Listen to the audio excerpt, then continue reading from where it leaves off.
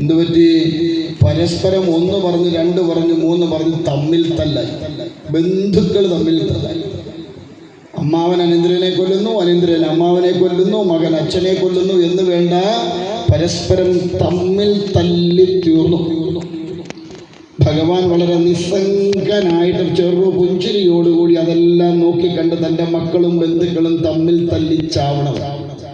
ആലോചിച്ച് നോക്കൂ, എത്ര സുന്ദരമായ ഭാവമാണ് ഭഗവാന്റേതെന്ന്.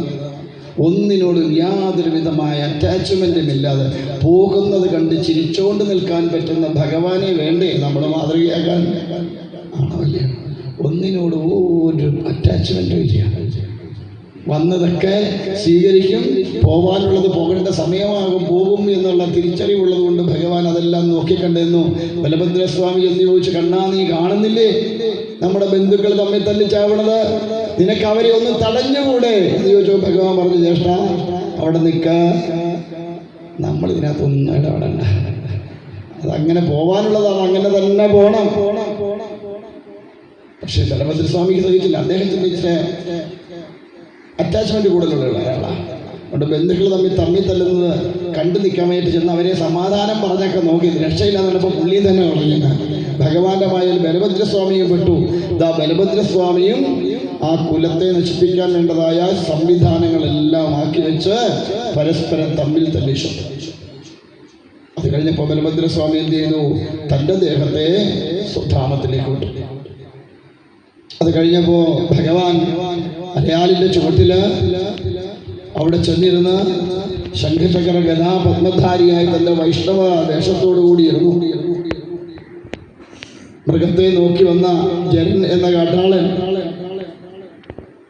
ഭഗവാന്റെ ആ സുധാമരയുടെ നിറമുള്ള പാതാരവിന്ദം കണ്ടപ്പോ മാനിന്റെ ചെവിയാണ് എന്ന് വിചാരിച്ചിട്ട് അസ്ത്രത്തെ യോർത്തു. പൂർവ്വ അവതാരകാലത്ത് ചെയ്ത കർമ്മത്തിന്റെ ഫലം ഭഗവാൻ ഈ അവതാരകാലത്ത് സ്വീകരിച്ചു. നമ്മളോട് പറയുന്നു, ഏത് ജന്മത്തിൽ കർമ്മം ചെയ്താലും അതിൻ്റെ ഫലത്തെ അനുഭവിക്കാൻ വീണ്ടും വീണ്ടും വരേണ്ടി വരും. ആ കർമ്മഫലം അനുഭവിക്കാതെ ഇവിടെ നിന്ന് പൂർണ്ണതയിലേക്ക് പോവാൻ സാധ്യമാവില്ല. നമ്മളെല്ലാം കർമ്മത്തിൻ്റെ ഫലത്തെ അനുഭവിക്കാൻ വേണ്ടി വന്നവരാണ്. പൂർവ്വജന്മാർജിതമായിരിക്കുന്ന കർമ്മങ്ങളുടെ ഫലത്തെ അനുഭവിക്കാനും ഈ ജന്മത്ത് ചെയ്തു വെക്കുന്നത് പൂർണ്ണമായി അനുഭവിക്കാൻ കഴിയില്ല. അടുത്ത ജന്മം വീണ്ടും ഇവിടെ കറങ്ങി അടിച്ച് വരേണ്ടി വരും. അതുകൊണ്ടാണ് കർമ്മം ചെയ്യുമ്പോൾ എല്ലാം നാരായണങ്കൽ സമർപ്പിച്ച് ചെയ്യണം. ഞാനാണ് ചെയ്തത്, ഞാൻ എൻ്റെ മിടുക്കൊണ്ടാണ് എന്നൊന്നും ചിന്തിക്കണ്ട. ഇതെല്ലാം റിമോട്ട് ചലിപ്പിക്കുന്നത് ഭഗവാനാണെന്നും നമ്മൾ വെറും ഒരു റോബോട്ടാണെന്ന് വിചാരിച്ചോളൂ. അല്ലെ, റോബോട്ട് അങ്ങനെ റിമോട്ട് ചലിപ്പിക്കുന്നതനുസരിച്ചാണ് റോബോട്ട് പോലെ അല്ലെ, അതിന് കൊടുത്തിരിക്കുന്ന നിർദ്ദേശം അനുസരിച്ച് എന്നതുപോലെ നമ്മൾ ചലിക്കണം. അത്രമാത്രം നമ്മളോട് ഇന്നത് ചെയ്യാൻ പറയണോ അത് നമ്മൾ ചെയ്യണോ. അതിലെനിക്ക് അവമായിട്ട് അവകാശപ്പെടാൻ യാതൊന്നുമില്ലാന്ന് തിരിച്ചറിയാൻ. ചിലടത്ത് കാണാമല്ലേ ബോർഡൊക്കെ എഴുതി തൂക്കുന്ന ഇത് ഇന്നാരുടെ വക കാണില്ലേ? ചിലത് തൂണെ വരെ കാണുമ്പോൾ ഇത് ഇന്നാരുടെ വക. ചിലത്തിലുമ്പോൾ ചിലവരെ സ്വാമി ഞാൻ പ്രസിഡൻ്റ് ആയിട്ടിരിക്കുമ്പോഴാണ് ഈ തൂണുണ്ടാക്കിയത് കേട്ടോ.